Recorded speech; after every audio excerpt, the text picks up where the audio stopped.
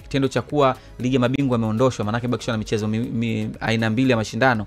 Ukiangalia na nature kikosi alichonacho Young Africans, lakini pia malengo walionayo, mapema kabisa walitangaza miongoni mwa malengo yao kuwa ni kutetea mataji ambayo waliyachukua pamoja na kufanya vizuri katika upande hata wa kimataifa. Lakini kimataifa imedunda, wamerudi ndani.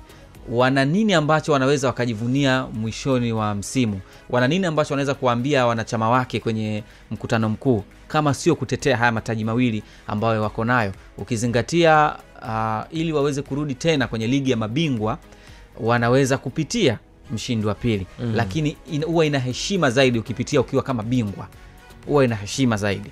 Kwa hiyo Yanga na kila sababu ya kutaka ubingwa, na ndio maana pia nawaelewa hata wakati huu wakiwa wanazipambania zile alama 3 za Simba, kwa sababu kama atafanikiwa mambo end of the day ya huo mvutano ikatokea sawa, wakaambiwa haya chukueni hizo alama 3, maana yake kwa asilimia kubwa ana uwezo wa kuwa anafika hata asilimia 40 za kusema tayari ni ana kila dalili za kutangazwa kuwa bingwa.